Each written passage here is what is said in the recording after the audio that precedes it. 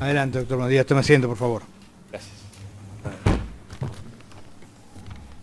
Doctor, usted ha sido convocado por el tribunal para prestar declaración testifical en la causa que se sigue a Jorge Néstor Mangieri. Debo indicarle que el artículo 275 del Código Penal establece que será reprimido con prisión de 1 mes a 4 años el testigo, perito o intérprete que afirmara una falsedad o negar o callar la verdad en todo o en parte en su deposición, informe, traducción o interpretación hecha ante la autoridad competente. Si el falso testimonio se cometiera en una causa criminal en perjuicio del inculpado, la pena será de 1 a 10 años de reclusión o prisión y en todos los casos impondrá al reo además inhabilitación absoluta por doble tiempo de la condena. Puesto que su declaración va a ser bajo juramento, le invito a ponerse de pie para recibírselo. Señor, ¿jura usted por sus creencias decir la verdad en todo cuanto supiere y le fuere preguntado? Sí, juro.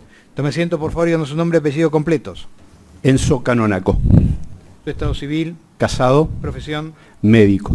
del cuerpo médico forense. Soy médico forense del cuerpo médico.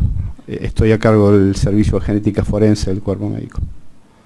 ¿Tiene algún vínculo de parentesco de interés particular que lo una a Jorge Néstor Mangieri? No, ¿Conoció a quien en vida fuera Ángeles Rawson? no. ¿Es testigo de todas las partes, señor fiscal?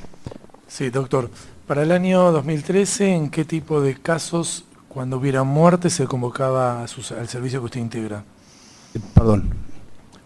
¿En qué casos se convocaba al servicio que usted integra a la morgue judicial? Con respecto a la tarea que yo desempeño, Al servicio suyo, sí. todos los casos en los cuales se debe practicar ADN a partir de restos cadavéricos, o sea, de las autopsias o de las exhumaciones. Bien. En concreto, en el caso de Ángeles Rawson, cuando se lo convocó, ¿se le dio alguna explicación de los antecedentes del caso o solo se lo convocó para que concurriera a realizar su especialidad? No, me llamaron por teléfono y me convocaron para que concurra a la sala de obducciones, donde se iba a practicar una autopsia y requerían de mi presencia para tomar las muestras de ADN. Bien. Para estudio de ADN. ¿Su intervención fue antes o durante la realización de la autopsia? Antes. Bien. ¿En qué condiciones estaban las áreas de donde debía obtenerse el ADN? ¿De qué partes se obtuvieron y cómo estaban? Bien. Personalmente yo tomé hisopados subunguiales de las uñas de los 10 dedos de ambas manos y le pedí al médico obductor que tomara hisopados de la boca, que tomara hisopados vaginales, que tomara hisopados perivaginales y que tomara hisopados rectales. Con respecto a uñas, manos, ¿tenían algún tipo de resguardo de custodia o estaban a la intemperie, al aire? Las manos, por lo que yo recuerdo, antes de que yo procediera a la toma de muestras, estaban resguardadas. No recuerdo exactamente en qué condiciones, pero estaban resguardadas, recuerdo con papel envuelta, precintadas. Tengo la sensación, tengo el recuerdo que están precintadas. Bien, y más allá de que le parezca obvio, cuéntenos cómo fue el procedimiento para obtener las muestras, con qué elementos, qué resguardos de seguridad, de profilaxis adoptaron. Bien. Previo a la toma de muestras, yo preparé una mesa que habitualmente tenemos en la sala de obducciones para la recolección de las muestras. Sobre la mesa coloqué una rejilla con los tubos y los hisopados y los hisopos estériles.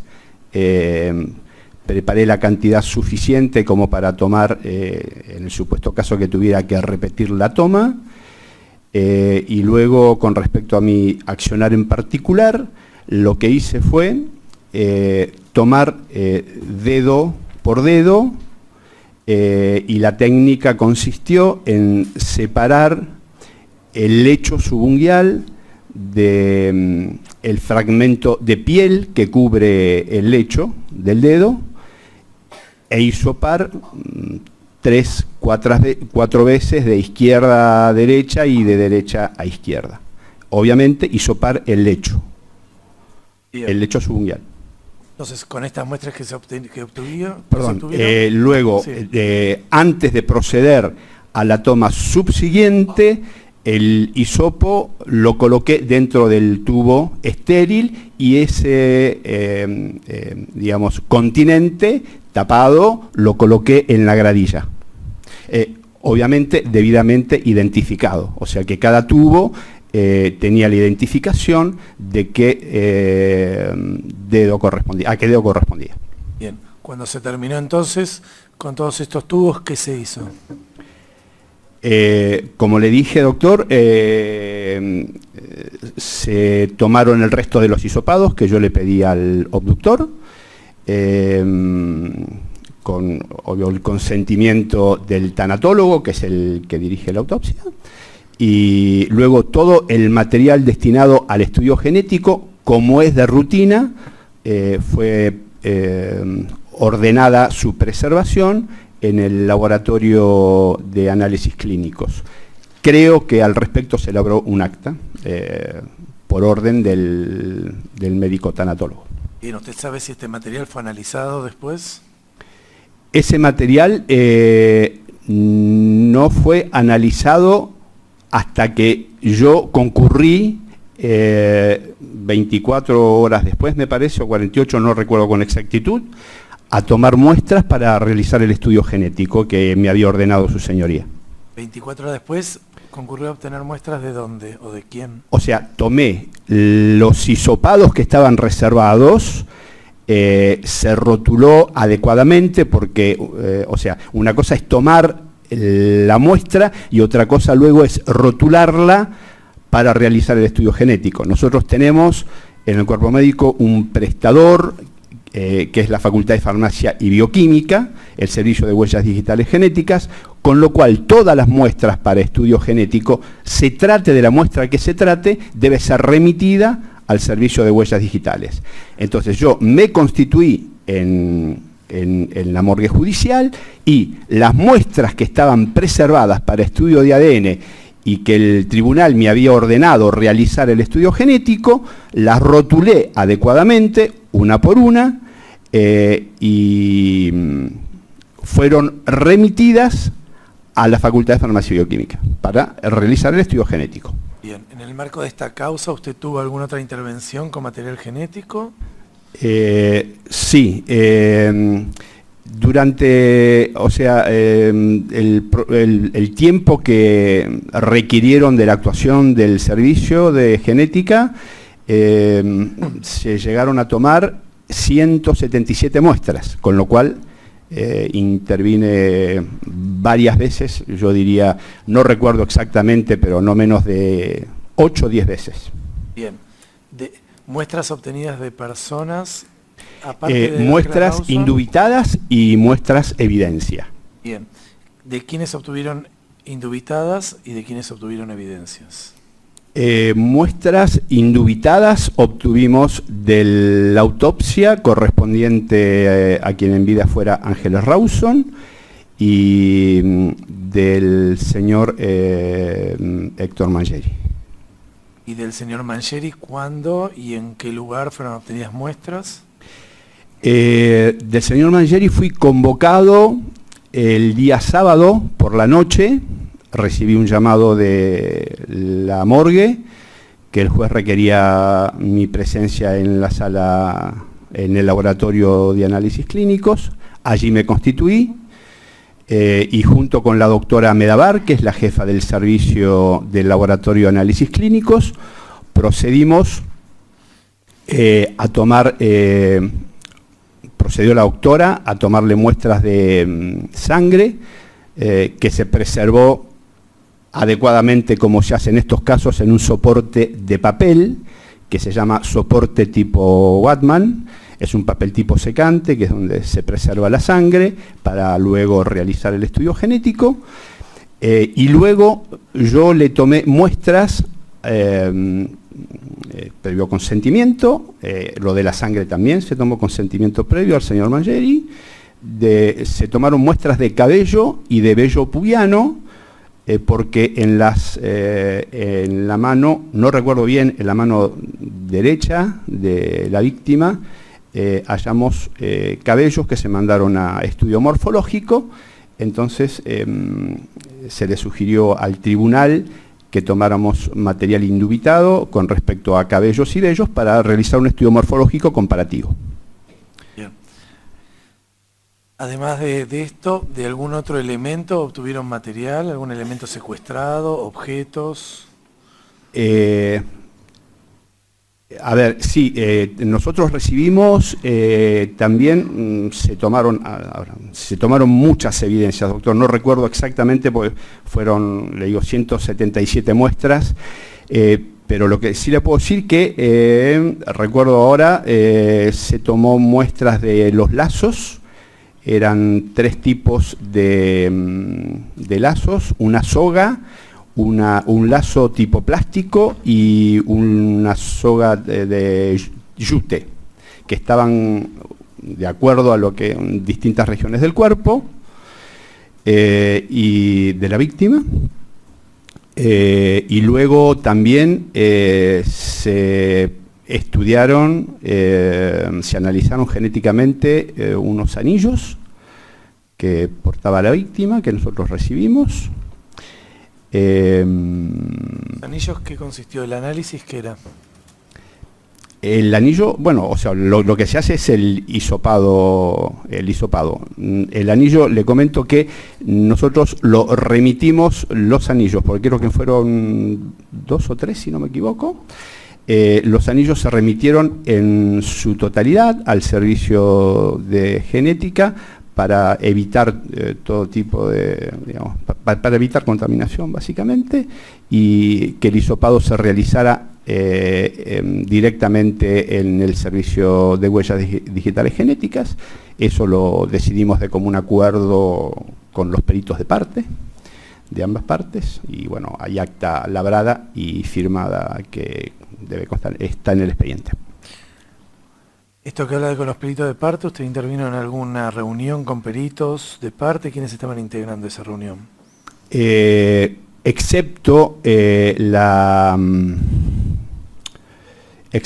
toma de muestras de material cadavérico, todas las demás tomas fueron realizadas con la presencia de los peritos de parte por la querella y por la defensa.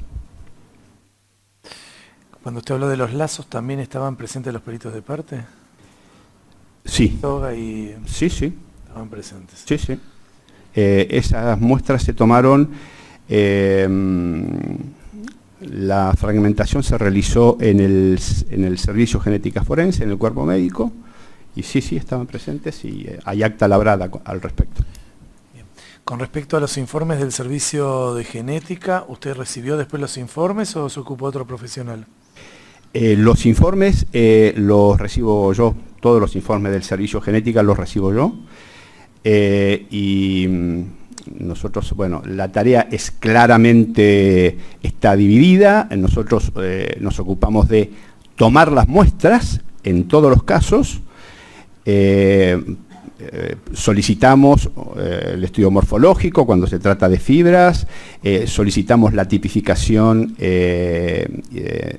y presencia de la determinación de presencia y tipificación de fluidos cuando necesitamos, y bueno, perdón la pregunta. Si usted con estos informes hizo algún tipo de tarea, procesamiento. Bueno, informe. Entonces, luego, digamos, cuando recibimos nosotros el informe de parte del servicio de huellas digitales genéticas, que estaba todo bien compartimentalizado, lo que hacemos nosotros es atribuirle, muy entrecomillado, identidad a la muestra, porque nosotros la muestra la remitimos al servicio de huellas digitales con un rótulo que no mantiene la identificación. O sea, si tenemos un indubitado, no ponemos se trata de tal persona. La identificamos con un rótulo, de modo tal que la persona que realiza la perfilación desconoce la identidad cuando se trata de una muestra indubitada, desconoce la identidad del individuo durante la muestra. Entonces nosotros lo que hacemos es, el trabajo está muy bien asignado, hay un convenio entre el Servicio de Huellas Digitales y la Corte Suprema de Justicia de la Nación. A ese momento se renueva todos los años este convenio. Entonces la tarea nuestra y la tarea del servicio está perfectamente establecida. Nosotros nos ocupamos de tomar las muestras, obviamente seleccionamos las muestras, pedimos, como le decía, la tipificación de fluidos, los estudios morfológicos cuando hace caso, realizamos las exhumaciones, luego remitimos las muestras al servicio, el servicio realiza la perfilación y nosotros recibimos el informe y lo que hacemos, como yo le decía, como son muestras desconocidas, le asignamos identidad a cada muestra y eso lo traducimos en el informe, en las conclusiones. Ellos no saben la identidad de la muestra, pero tampoco saben de qué área fue obtenida o de dónde provino la muestra, o eso sí se le explica. Sí, porque, a ver, cuando digo hisopado subunguial, uña, dedo índice, bueno, hisopado subunguial, uña, pulgar, obviamente sabe que es el pulgar, sabe que es el índice, no sabe de quién es el hisopado. Bien, con respecto a esto de los rótulos, ¿por qué no nos ejemplifica cómo son estos rótulos? ¿Qué son? ¿Siglas, números, letras, palabras? Bien. Nosotros utilizamos un código de barra alfanumérico,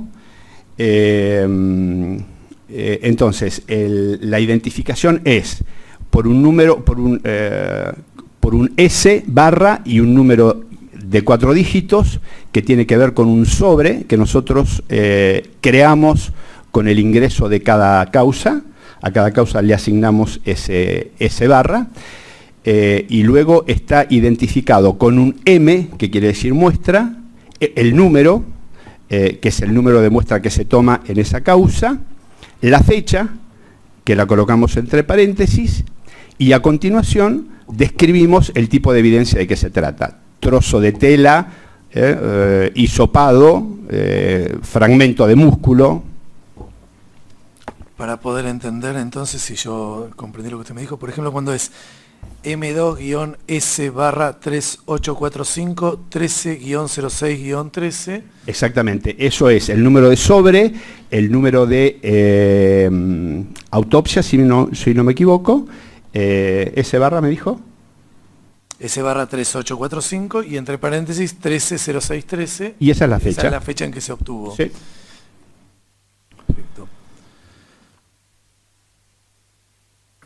Respecto de situaciones de contaminación, sea en la extracción de muestras o sea en el proceso posterior, ¿qué nos puede decir de posibilidades de contaminación?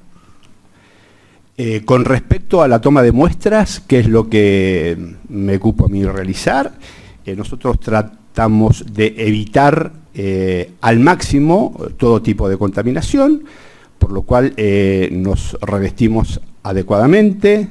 Cuando trabajamos en la sala utilizamos la vestimenta habitual, botas, camisolín, barbijo, gorra y guantes. Cuando hace falta, algunas muestras las trabajamos debajo de la campana de flujo laminar, que evita también contaminación. Otras veces cubrimos la mesada cuando no podemos colocar la campana porque la evidencia no lo permite. Colocamos obviamente camisolines que están estériles, sábanas que están estériles, que están preparadas justamente para que nosotros podamos tomar muestras. Bueno, y tratamos de tomar todos los cuidados entre muestra y muestra para que no haya pasaje de ADN de una muestra a la otra. En el caso particular, ¿me puedo referir a los hisopados, doctor? En el caso particular de los hisopados, como yo le comenté, luego de hisopar cada uña, coloqué el hisopo dentro del continente, tapado, eso en la gradilla, y nunca más se abrió hasta el momento de la rotulación y la perfilación luego. ¿Conoce el término contaminación cruzada? Sí. ¿Por qué no se explica qué es este término? ¿Qué quiere decir? Bueno, que una muestra se pueda contaminar a partir de otra muestra. En este tiempo que vienen trabajando con el servicio de genética de la UBA, ¿han tenido casos de contaminación cruzada? Que yo recuerde nunca. ¿Usted tiene manera de detectar si existió contaminación cruzada? Yo no, pero el servicio de huellas digitales genéticas sí. No es mi función detectar ese tipo de contaminación. Muchas gracias, señor presidente. Lo anuncié.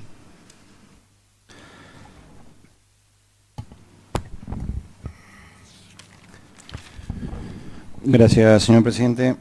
Perdón, ¿puedo tomar agua? Sí, sí.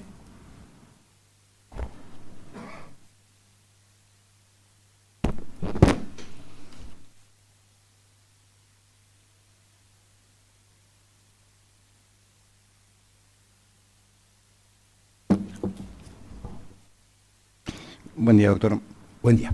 Usted hizo referencia que una vez obtenido y realizado el hisopado debajo del lecho subungual, colocó las muestras en una rejilla y creo que al día siguiente obtuvo la muestra de cada una de las evidencias. ¿Es así?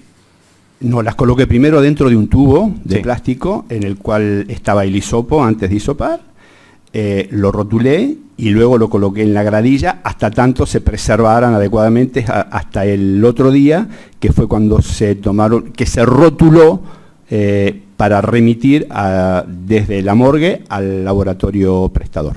Bien. ¿Ese día se volvieron a abrir los tubos o no? No. O sea, el tubo quedó intacto y de idéntica forma Exactamente. desde que usted Exactamente. hizo el tomado Exactamente. en la sala de obducción Sí, sí. hasta que se remitió al... Sí, sí. De hecho, sistemáticamente lo hago así, a no ser que sean dos hisopos y necesite sacar uno. Y remito uno y el otro lo mantengo en reserva. Cuando es uno solo, lo que trato es de colocar el tubo de modo tal que me permita documentar fotográficamente la evidencia de qué se trata. Bien. Doctor, ¿cómo es el mecanismo de cadena de custodia con las evidencias que se obtienen en la sala? Normalmente lo que hacemos es, una vez tomadas las muestras, las colocamos en un sobre y las precintamos con un precinto de seguridad inviolable. ¿Me permite mostrarle, doctor? ¿Tiene ahí? Sí. A ver.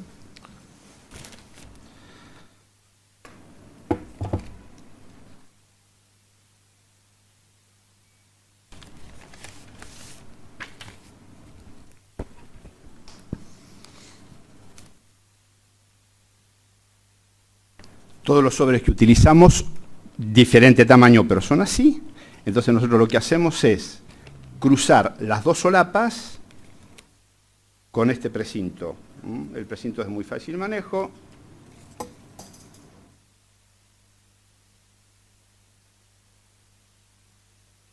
Cruzamos la solapa. Si esto se despega, queda la evidencia de que ha sido violado. Perdón. O sea, esto es lo más importante, porque aquí dentro es donde nosotros colocamos la evidencia. El continente va a depender del volumen de evidencia que estemos trabajando. Luego, en general, concurre una persona del servicio de genética forense y en general tenemos la custodia de policía que hace el traslado, ya sea desde la morgue o desde el servicio de genética del cuerpo médico en Lavalle hasta el laboratorio prestador. Gracias, doctor. ¿Existen algunas planillas para documentar la cadena de custodia del traslado? Sí, nosotros elaboramos una planilla para para cada toma de muestra en particular, donde detallamos en el anverso el tipo de muestra que estamos remitiendo con el rótulo que yo le refería al principio, y aparte colocamos el sticker con el código de barra identificando la muestra que estamos hablando. Y en el reverso, bueno, están los datos del servicio de genética, está el número, si no me equivoco, ahora, bueno, el número de causa con los datos de la causa, y figuran los precintos de seguridad con que se presenta el sobre que, donde están guardadas, preservadas, las muestras que están descritas en esa planilla. Gracias. ¿Recuerda cómo fueron identificadas las evidencias tomadas con el hisopado en subunguial en el cuerpo de Ángeles? Sí, fueron rotuladas con un M. Si no me equivoco, comenzamos con el M1, porque el M14 creo que fue el indubitado del cadáver. Del M1 al M10, por favor. Luego del M se le colocó el S barra, perdón, el S barra, el S es con 4 dígitos, que es el número de sobre, que es 3845.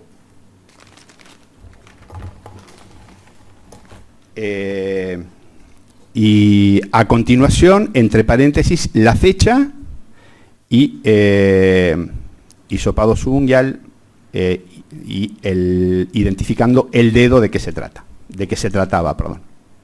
Bien, ¿recuerda quién trasladó esas evidencias hasta el Servicio Digital de Huellas Genéticas? ¿Cuáles? Perdón, las evidencias M1, M2, M3, M4, las evidencias subunguiales tomadas. Sí, las trasladó López Lecube, que es empleado del Cuerpo Médico Forense, que trabajó conmigo ese día, en sobre, obviamente, precintado. Desde aquí, desde la morgue hasta la Facultad de Farmacia y Bioquímica. ¿Recuerda los resultados recuerda si se halló algún resultado en esos hisopados subunguiales que determinaran algún perfil genético determinado? Sí, se halló, debajo de los hisopados, se halló material genético de la víctima y se halló material genético que se atribuyó a un individuo de sexo masculino que en uno de los dedos claramente pudo identificarse por perfil autosómico con Jorge Mangeri. ¿Recuerda si se hizo cálculo estadístico? Se hizo cálculo estadístico y el cálculo de probabilidad dio la probabilidad de error de 1 en 1.600.000, una cosa así. No recuerdo exactamente, pero es una cifra digamos, imposible. Bien.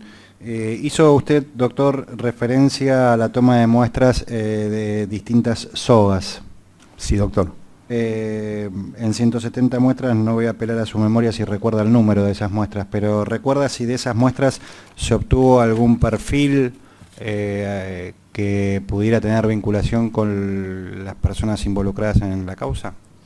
Sí, yo recuerdo la muestra, si no mal, es la muestra 39, 40, entre la 39 y la 42 o 46, una cosa así. Y bueno, en esas evidencias se pudo detectar parcialmente, en algunos alelos que coincidieron con los alelos del haplotipo I, que es el cromosoma masculino de Mangeri, en distintas proporciones. Bien. Lo cual no quiere decir que se le pueda atribuir, que el material biológico a partir del cual se obtuvo ese haplotipo corresponda a, podría corresponder. ¿Se lo puede excluir? No se lo pudo excluir. Gracias, doctor. Doctor, en las planillas o formulario de toma de muestra y de cadena de custodia que usted refirió, que si se quieren exhibir se encuentran en fojas 2658 y siguientes, usted dijo que las muestras salieron de la morgue hacia el servicio. Las muestras relacionadas con la autopsia, doctor. La autopsia, sí, le pido disculpas. Sí. Si se le puede exhibir en relación a que a fojas vuelta figura una dirección. La dirección de la morgue, doctor, ¿nos la puede recordar? La dirección de la morgue. Junín. Bien. No es la calle Lavalle. No, sí, no, doctor, eso es un error de tipeo. Obviamente, pues son formularios. Nosotros traemos el formulario acá porque no tenemos para imprimir, entonces el formulario está impreso con la dirección de Lavalle. Obviamente no es Lavalle, lo rectifico, es la dirección de acá. Las muestras se tomaron acá. Bien. ¿Y se mantuvieron en custodia desde su obtención hasta su envío al servicio de huellas digitales en la morgue? Por supuesto. Gracias. Hay acta labrada, se mantuvieron en el laboratorio de análisis clínicos a requerimiento del médico tanatólogo que intervino, que dirigió la autopsia. Gracias, doctor. Ustedes cuando informan de los hallazgos en las muestras M2, M3, que se encuentra fojas 813, hablan por un lado de que se ha obtenido un perfil genético mezclado y por otro, en la misma muestra M2, que se ha obtenido un haplotipo de cromosoma Y mezclado. ¿Qué diferencia terminológica hay entre un perfil genético y un haplotipo de cromosoma Y? Bien. El perfil autosómico se refiere al material genético presente en las células, en el núcleo del individuo, que nos permiten a nosotros asignarle identidad al individuo. Cuando hay coincidencia entre el perfil autosómico de la evidencia y el perfil autosómico indubitado, decimos que el material biológico a partir del presente en la evidencia fue donado o fue aportado por la persona de la cual obtuvimos el material indubitado. O sea que el perfil autosómico es lo que nos permite a nosotros asignarle identidad a una evidencia, a una muestra biológica presente en una evidencia. Mientras que el haplotipo Y es una codificación que solamente está presente en el cromosoma Y del hombre, no está en la mujer. Y no es bialélico, es monoalélico, o sea, no tiene dos números en cada sistema, sino tiene un solo número en cada sistema, excepto ahora estamos utilizando 22 marcadores para el I, entonces en uno de los sistemas hay dos alelos. Pero si no, es monoalélico. La pregunta, doctor, discúlpeme, porque... Le agradezco. Ustedes hacen una referencia que se obtuvo perfil genético mezclado y que se obtuvo exactamente, bien, sí, un recuerdo. haplotipo de cromosoma sí, Y perfecto. mezclado. Entonces, este haplotipo de cromosoma Y, lo que nos permite a nosotros es no asignarle identidad al individuo, sino decir que establecer la patrilínea, la línea paterna a partir del cual se pudo obtener ese haplotipo. ¿Por qué? Porque el haplotipo Y se hereda de padres a hijos en línea ascendente o colateral. Ascendente, descendente o colateral. De modo tal que el haplotipo Y no me da identidad, pero sí me puede dar vínculo parental. Si yo tengo un haplotipo I, si nosotros tenemos en una evidencia un haplotipo I que coincide con el haplotipo I de un individuo indubitado, yo no puedo decir que la muestra fue aportada por ese individuo, pero fue aportada por ese individuo o por algún individuo que guarda un vínculo de parentesco con ese individuo. O sea, con lo cual no puedo asignar identidad, pero sí puedo decir, es probable que...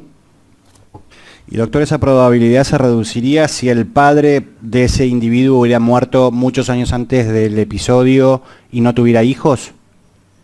Y obviamente, doctor. Estamos hablando de este caso particular, ¿no? Sí, sí, obvio. Gracias. Doctor, ustedes cuando toman muestra en el servicio a su cargo, ¿toman un recaudo fotográfico del trabajo, cómo se va haciendo? Siempre. Está todo documentado fotográficamente y esa evidencia fotográfica la transmitimos al informe, la volcamos en el informe, perdón, y en el caso de las prácticas llevadas a cabo la noche que se practicó la autopsia, más allá de la documentación fotográfica, si mal no recuerdo, se documentó filmográficamente. Se filmó todo el procedimiento. Por lo menos hasta donde yo estuve, que fue hasta el inicio de la autopsia, de la cual yo no participé porque me retiré. Le agradezco, doctor. Perdón, discúlpeme, la autopsia en relación, excluida la toma de muestras que yo hice referencia. Bien. En la muestra M39, doctor, que está rotulada como soga zona tobillos, donde se encontraron de los 13 marcadores amplificados, 10 que pertenecerían a Jorge Néstor Mangieri, se identificó también allí la presencia de ADN perteneciente a Ángeles Rawson en esa misma muestra.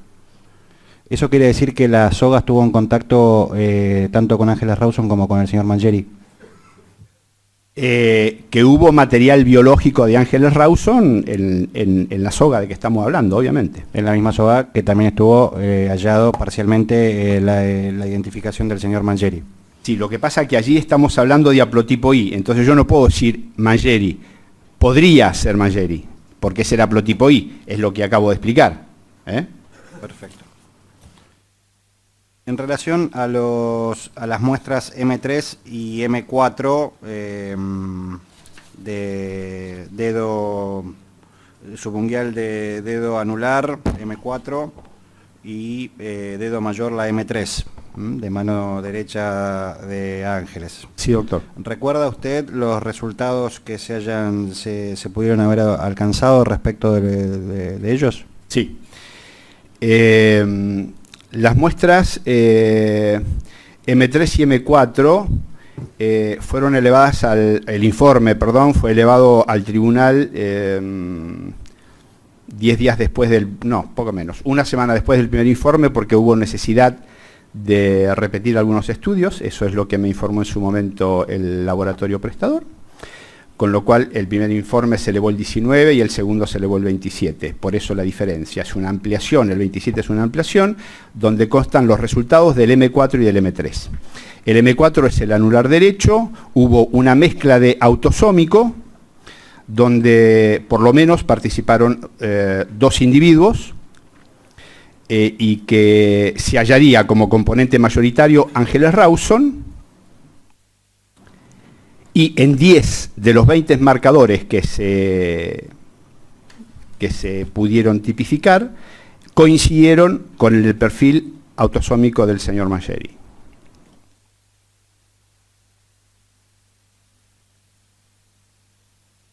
Perdón. Sí, estoy diciendo bien. Y luego se obtuvo también un haplotipo I parcial, del cual 9 marcadores presentaron identidad con los marcadores atribuidos al señor Mangieri. Bien. Gracias, doctor. Doctor, las muestras de soga M39, M40 y M46 se procesaron, se trabajaron, se analizaron en fechas temporalmente distintas con las muestras M1, M2, M3? Sí, sí. Y con el trabajo que se hizo para la determinación del perfil de la muestra M30. ¿Me dice cuál es la M30? Perdón, sí, discúlpeme, es la muestra de referencia de sangre del señor Mangieri. Sí, obviamente. Bien. Con lo cual aquí no hubo trabajo. Presidente, porque... Un segundo, deje que termine la pregunta, pero si... No, le está preguntando si se trabajaron en fecha diferente, contestó que sí.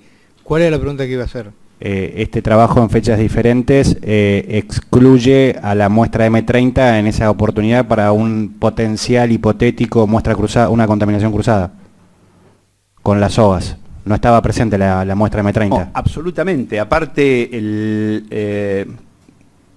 ¿aclaro, doctor? Sí, a ver. La muestra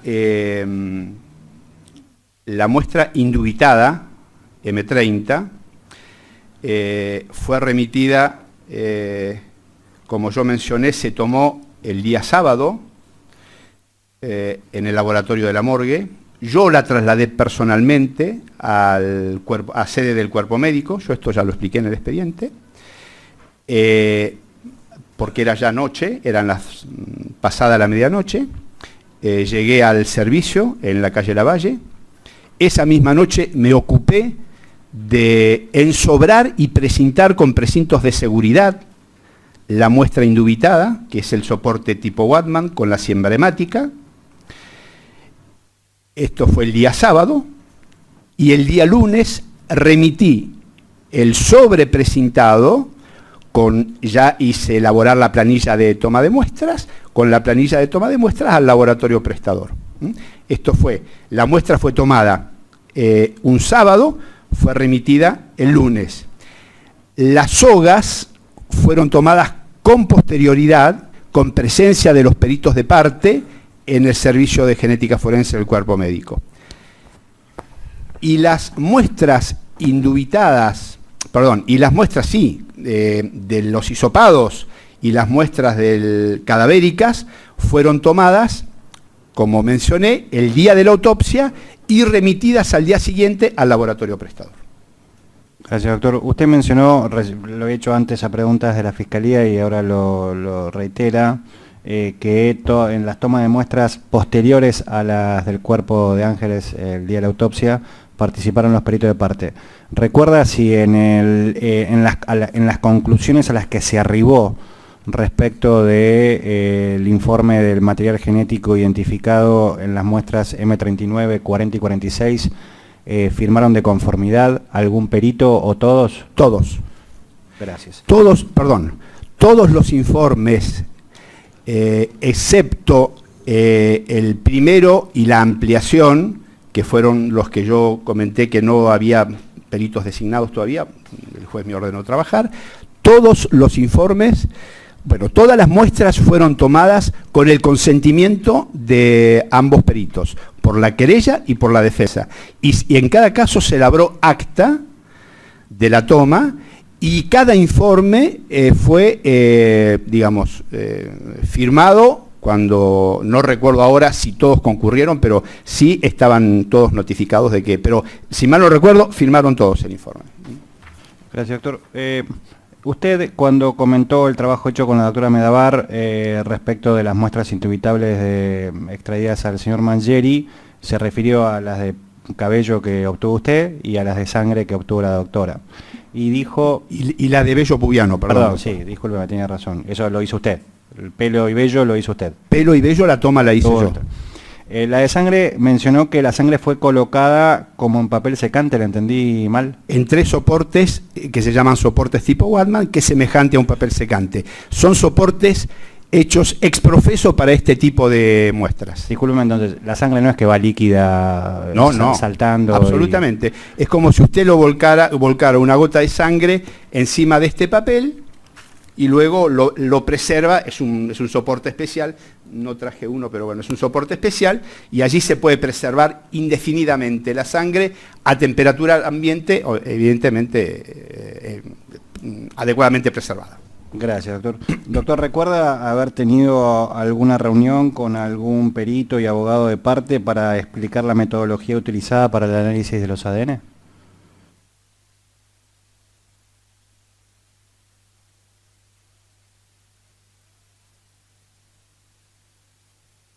A ver, de nuevo, porque si no... Si recuerda haber tenido alguna reunión donde usted explicó a algún perito y abogado de parte la metodología que utilizan para el análisis de ADN. Sí. Concurrieron al cuerpo médico forense el doctor Boselli y uno de los abogados de la defensa a preguntarme sobre, no recuerdo qué cosa del procedimiento, no recuerdo exactamente, pero sí. Bien, y usted obviamente a todas las inquietudes que le formularon le evacuó las dudas. Sí, doctor. Bien, gracias. De parte de la querella no hay más preguntas. Quisiera después, por favor, exhibir fotografía y tal vez un video. Sí. Doctor Tenca. Gracias. Doctor, usted hizo referencia a la toma de muestras subunguiales y demás. Le pregunto por qué no llevó a cabo el corte de uñas que recomiendan los protocolos para hacer contramuestras. Porque no es mi tarea, doctor, es tarea del tanatólogo. ¿No es tarea suya hacerle el corte de uñas? No, porque eso es parte del procedimiento eutanásico y yo no participo. Yo me retiré antes de comenzar la autopsia. ¿No es común que cuando se lleven adelante hisopados subunguiales para estudios de ADN se corten las uñas para preservarla para contramuestras? Yo no participo de las autopsias, doctor. Eso se lo tendría que preguntar al obductor, que es el que... Le pregunto a usted, si usted que hace los hisopados subunguiales para realizar ADN, nunca lleva a cabo el corte de uñas para... El presidente ya contestó el testigo que eso no lo hace Bueno, otro. dijimos que lo conteste el testigo. El médico tanatólogo lo que hace es extraer las uñas de ambas manos y las preserva para que luego yo las hisope. Cuando hace falta y el juez lo ordena.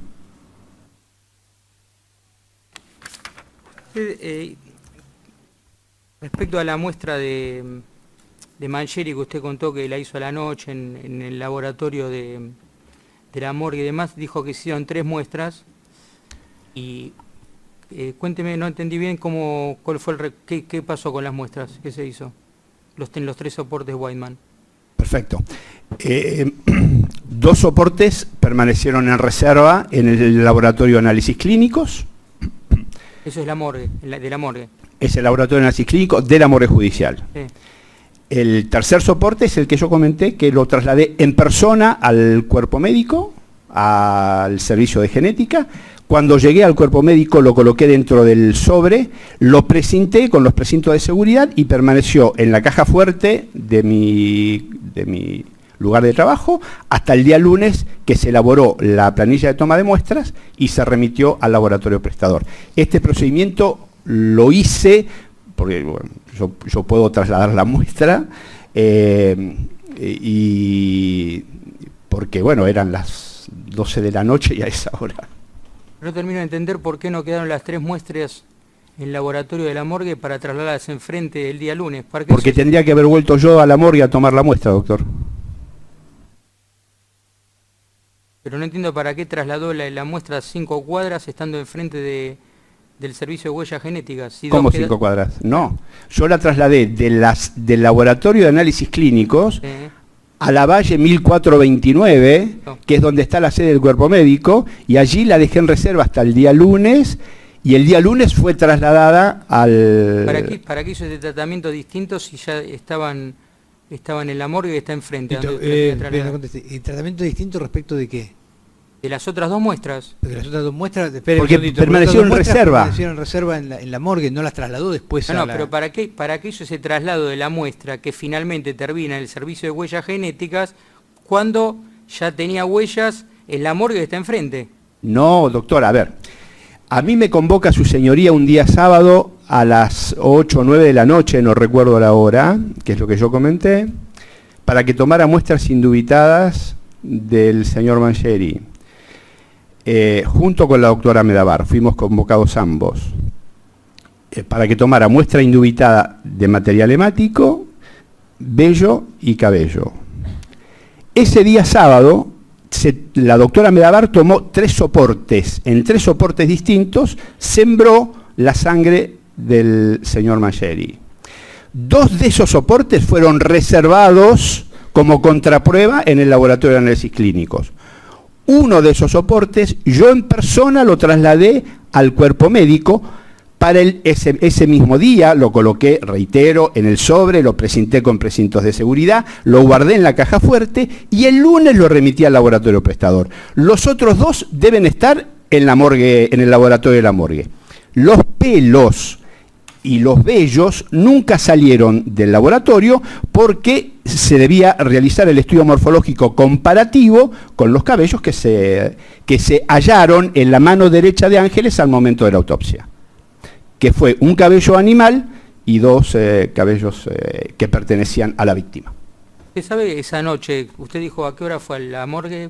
11, 12, dijo 10, no me acuerdo. No recuerdo la hora, pero sí recuerdo haber leído el escrito, doctor, para repasar, para venir acá, y era pasada la medianoche cuando me constituí a depositar la muestra en la sede del Cuerpo Médico Forense. ¿Y el laboratorio del Cuerpo Médico Forense de la morgue trabaja a esa hora? ¿Lo abrieron a ese efecto? No, el laboratorio, no, eso tendría que preguntárselo a la doctora Medabar, pero yo tengo entendido que no, de noche no trabaja. Pero eso, perdón, yo no quiero responder, porque no es de mi competencia. ¿Y sabe cómo fue trasladado Mangieri al laboratorio del Cuerpo Médico Forense? No, doctor. Cuando usted le tomó la muestra, ¿había personal del servicio penitenciario? No recuerdo, doctor. ¿No recuerda? No. Debo suponer que sí, discúlpeme. No, está bien, no lo que recuerda, no lo que supone. No. Le hicieron, el doctor Lanús se le exhibió todo lo que tenía que ver con la cadena de custodia de los hisopados subungueales, y usted hizo referencia a que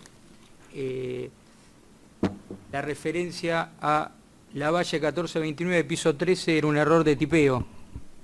No es un error de tipeo. Lo que pasa es lo siguiente, el formulario estaba preimpreso. Preimpreso. Exactamente. Sí. Y esto sucedió con 7 muestras que se enviaron el día 13 y con otras tantas que se enviaron el día 14. No sé, tengo que ver los formularios. Bueno, ¿se lo pueden exhibir? Déjame ver, quiero verlo primero.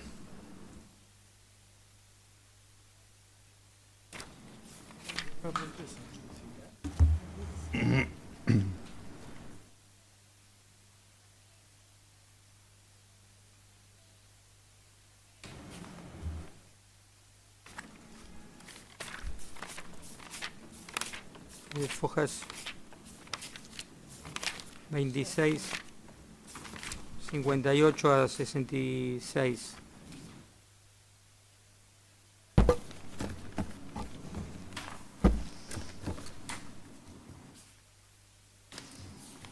Sí.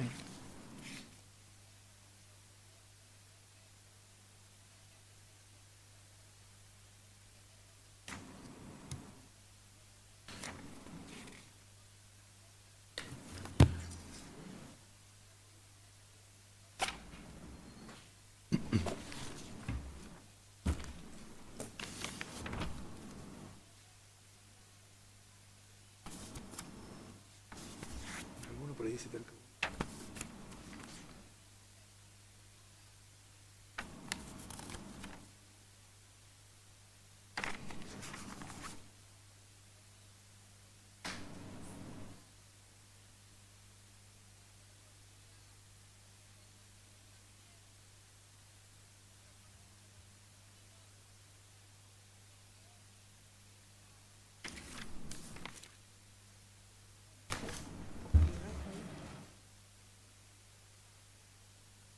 Doctor, ¿le exhibimos todos los certificados?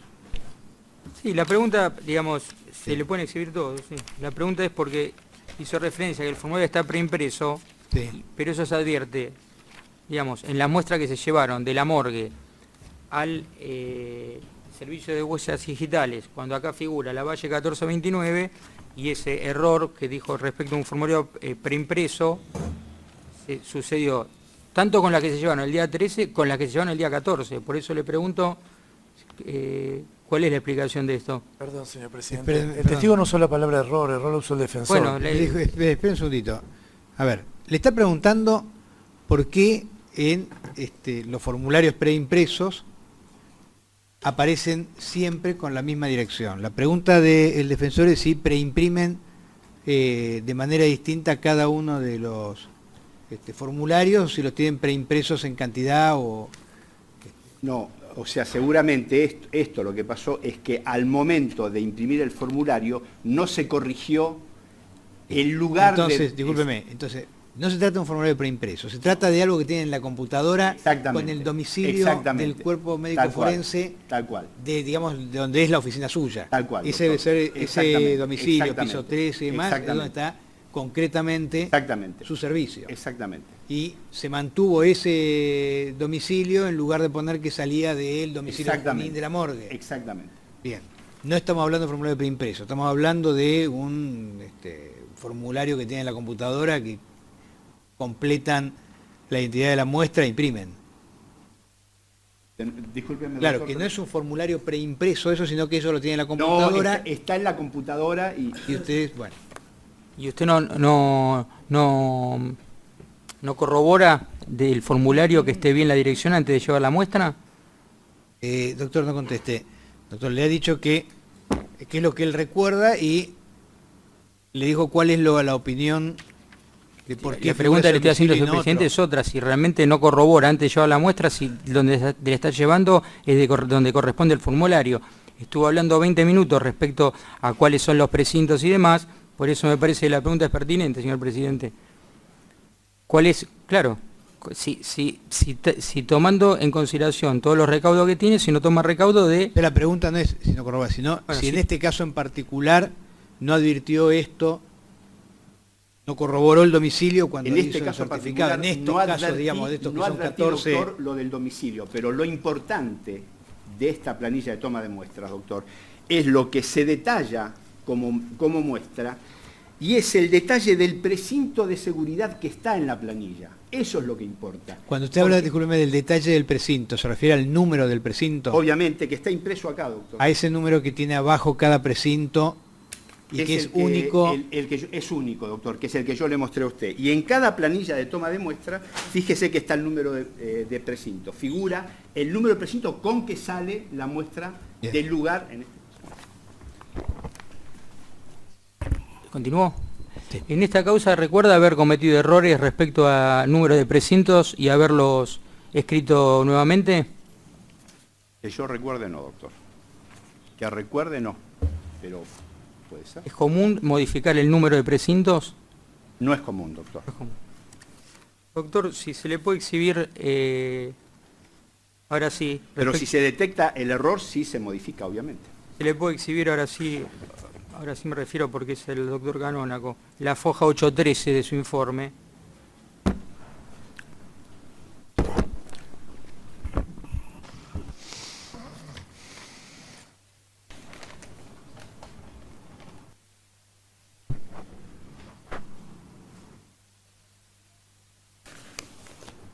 La tiene a la vista, sí.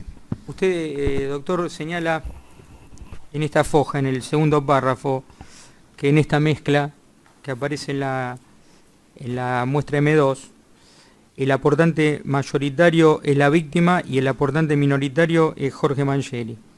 ¿Nos puede decir cómo llegó a esta conclusión? ¿Quién es el aportante mayoritario y quién el minoritario?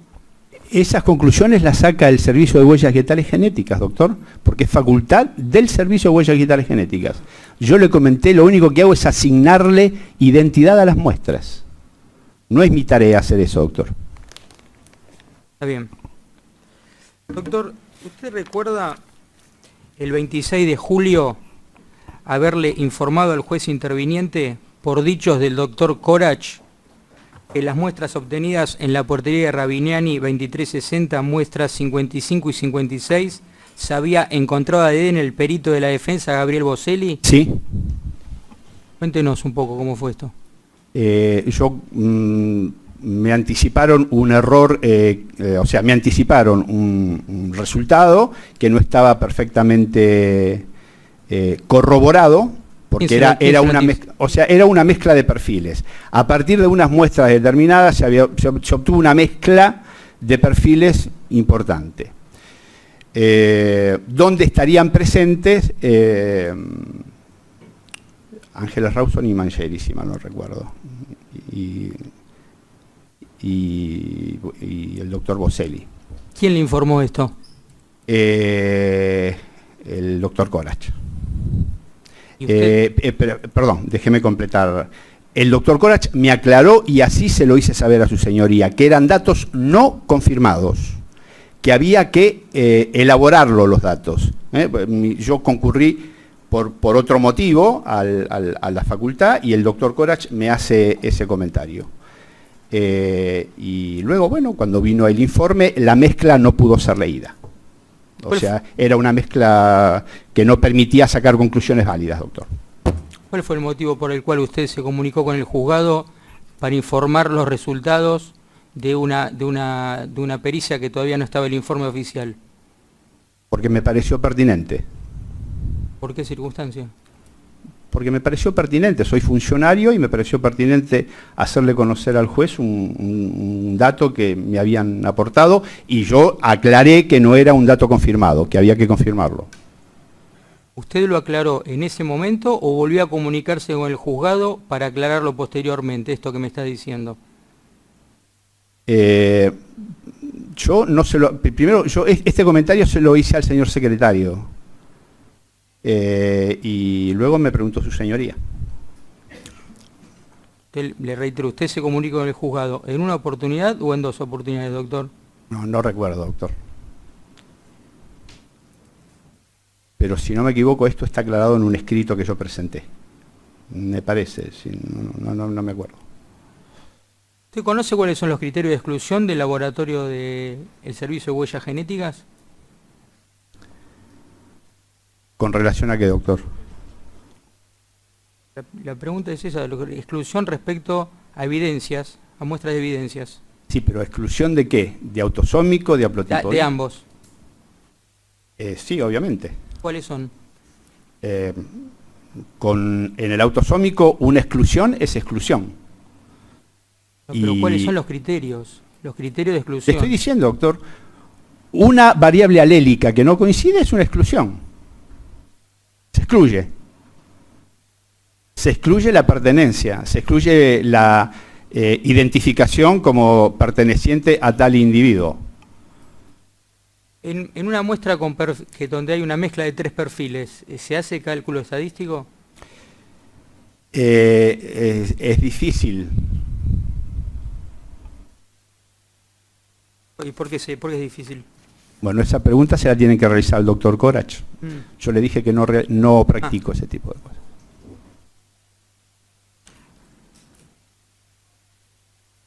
¿Recuerda si en la causa se hizo algún análisis de ADN mitocondrial de alguna evidencia? No recuerdo, doctor, pero me parece que no. Me parece que no, pero no estoy seguro. Gracias, señor presidente.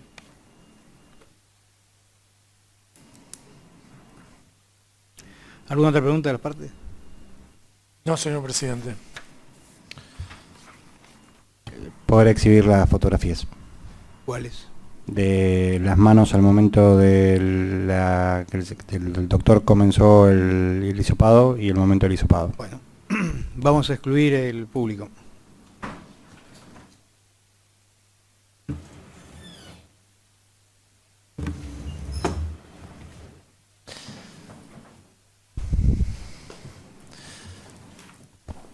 Doctor, la Fiscalía va a desistir de unos testigos por ahí, para que no pierdan tiempo en secretaría. Creo que ya terminamos con el testigo. No, por eso, pero digo para que sepan por secretaría, por si tienen que llamar. Por eso. Hay que ver qué opinan las partes también. Sí, no, pero para avisarle ya Acá todos. a la señorita que es eficiente y pobre está con todos los teléfonos en la mano.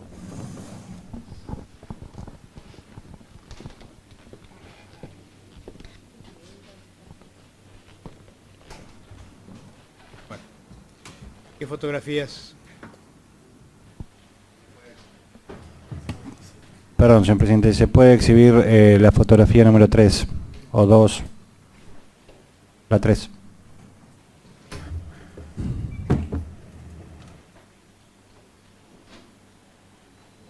¿Hay posibilidad de cerrar un poco la cortina?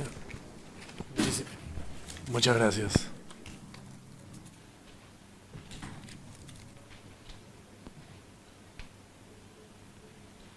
Doctor Lanusse. Sí, para que diga si se encontraban, si las manos, bueno, los sobres que se observan allí son los que usted encontró cuando concurrió a realizar los hisopados. Por lo que recuerdo, sí, doctor. Es Pero- lo que comenté, que que recordaba que estaban envueltos en papel, precintados, que es lo que estoy viendo acá, doctor. Bien, doctor, ¿usted recuerda la apertura de esos sobres o de esos ese papel madera, la hizo usted o la hizo? No, eso es facultad del tanatólogo, lo debe realizar el tanatólogo, doctor. Y entonces una vez que eso se aperturó y las manos quedaron al aire libre, digamos, usted practicó en la oportunidad que le requirió el tanatólogo. El tanatólogo me autorizó, me preguntó qué es lo que yo quería hacer y me autorizó a que hiciera la práctica. Bien, no tengo más preguntas, señor presidente, y considero innecesario exhibir el video, dada la contundencia del testimonio del testigo. Gracias. ¿Las partes tienen alguna otra pregunta? No, señor presidente. Bueno, doctor, su declaración ha concluido por retirarse del tribunal. Muchas gracias. Le agradezco, doctor. Hasta luego.